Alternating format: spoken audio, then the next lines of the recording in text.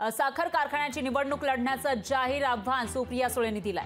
इंदापूरमधल्या सभेमध्ये त्यांनी हे खुलं आव्हान दिलं आहे। कारखाना लढवायचा आणि जिंकायचा असं सुप्रिया सुळे यांनी निर्धार केल्याचं पाहायला मिळतंय। सुप्रिया सुळेंचा आत्मविश्वास आता वाढलेला आहे। लोकसभा निवडणुकीमध्ये ज्या पद्धतीने लोक त्यांच्या मागे उभे राहिले, बारामतीकर मुख्यतः त्यांच्या मागे उभे राहिले, त्यामुळे आता सुप्रिया सुळेंचा हा जो कॉन्फिडन्स आहे तो वाढल्याचं पाहायला मिळतं आणि त्या पार्श्वभूमीवर त्यांनी अजित पवारांना खुलं आव्हान दिलंय। अजित पवारांच्या राजकीय आणि सामाजिक कारकिर्दीची सुरुवात ज्या छत्रपती सहकारी साखर कारखान्याच्या संचालक पदापासून झाली, त्याच मूळ उगम स्थानावरच निवडून येण्याचा सुप्रिया सुळेंनी निर्धार केलाय। तर छत्रपती सहकारी साखर कारखान्याची काही दिवसांवर निवडणूक आहे, त्यामुळे आता त्याविषयीची चुरस निर्माण होण्याची शक्यता आहे आणि या ठिकाणी पुन्हा एकदा दादा विरुद्ध ताई असा सामना रंगण्याची शक्यता आहे।